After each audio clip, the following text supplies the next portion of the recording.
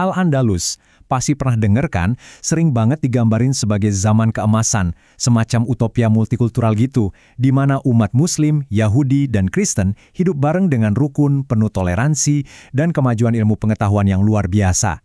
Kedengarannya indah banget ya. Nah, kutipan dari Peter Cole ini pas banget buat gambarin narasi surga yang sering kita dengar itu. Benar-benar melukiskan gambaran harmoni dan pencapaian budaya yang, wah, luar biasa. Narasi yang sangat menarik dan jujur aja, udah diterima sama banyak orang. Tapi, apa benar ceritanya cuma seindah itu? Disinilah kita bakal coba lihat dari sisi yang lain. Sumber yang kita bedah kali ini justru bilang gambaran surga Andalusia yang romantis itu sebenarnya cuma mitos. Oke, mari kita bedah argumennya. Menurut sumber ini, masyarakat Andalusia itu bisa bersatu bukan karena saling menghormati, sama sekali bukan, tapi karena adanya kekuasaan otokratis dan hukum agama yang super ketat. Jadi pendekatannya lebih Machiavellian, artinya lebih realistis soal gimana kekuasaan bekerja, yang kadang-kadang kejam, bukan Panglosian, yang artinya optimis buta seolah semuanya sempurna. Oke, argumen tandingan pertama dari sumber ini adalah tentang gimana ceritanya semua ini dimulai. Narasi yang ditantang di sini adalah gagasan kalau kedatangan Islam di Spanyol itu proses yang damai-damai aja. Dan di sini kita bisa lihat kontrasnya tajam banget. Di satu sisi, ada cerita populer tentang gelombang migrasi yang damai. Tapi di sisi lain, sumber kita bilang ini adalah jihad, sebuah perang suci. Artinya apa? Artinya, kekuatan brutal dipakai buat mumpas perlawanan, dan perjanjian damai itu baru ditawarkan setelah lawannya kalah telak dan gak punya pilihan lain selain tunduk.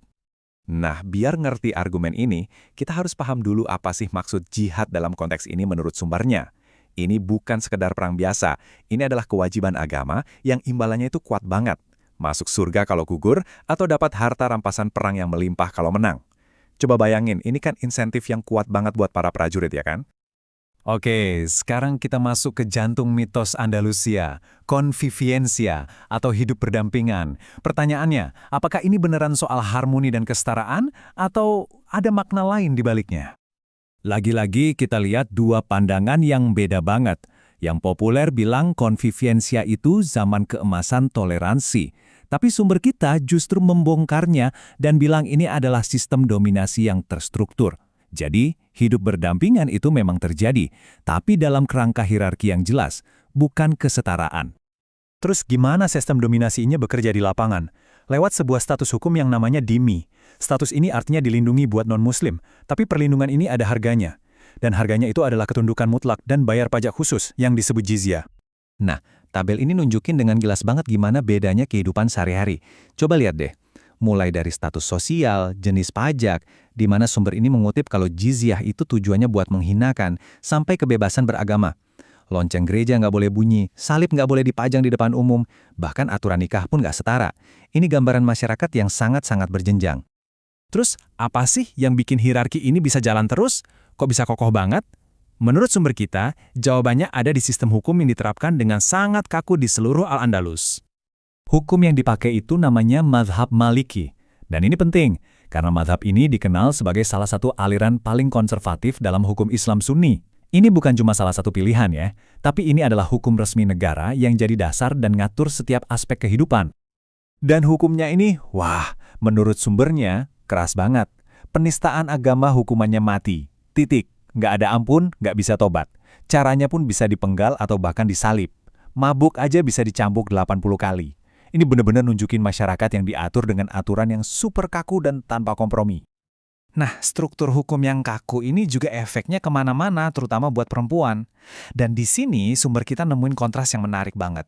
Di satu sisi, wanita muslim merdeka atau muhsana hidupnya sangat diatur. Terkurung di rumah, butuh wali laki-laki buat urusan hukum. Tapi di sisi lain, catatan sejarah justru nunjukin kalau wanita Kristen waktu itu punya lebih banyak kebebasan ekonomi, kayak bisa punya properti dan kerja di luar rumah. Menarik kan? Oke, kalau menurut sumber ini ceritanya begitu. Pertanyaannya, kok mitos surga Andalusia ini bisa populer dan awet banget ya? Kenapa bisa bertahan begitu lama? Nah, sumber ini punya beberapa penjelasan.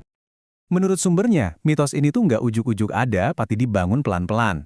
Dimulai dari zaman pencerahan, para pemikir kayak Voltaire sengaja muji-muji Al-Andalus buat nyindir Spanyol Katolik di zaman mereka. Terus, sejarawan abad ke-19 memperkuatnya lagi. Dan sekarang, mitos ini tetap hidup karena kita seringkali ngelihat masa lalu pakai kacamata masa kini, itu namanya presentisme, dan juga karena kebutaan termotivasi. Istilah kerennya, kita cenderung nutup mata sama fakta-fakta yang bisa ngerusak cerita indah yang udah kita suka.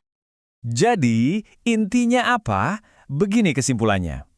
Al-Andalus itu memang multikultural, iya. Tapi itu bukan berarti surga toleransi. Menurut sumber ini, masyarakatnya bisa bersatu bukan karena saling menghargai, melainkan karena dipegang erat oleh kekuasaan otokratis dan hukum agama yang sangat kaku. Ini semua akhirnya bawa kita ke satu pertanyaan penting yang lebih besar. Narasi soal surga Andalusia ini kan kuat banget ya, tapi argumen tandingan ini ngajak kita buat mikir lebih dalam. Jadi coba deh kita renungin, gimana sih cerita yang kita pilih untuk kita ceritakan tentang masa lalu, pada akhirnya ngebentuk cara kita memahami dunia kita saat ini?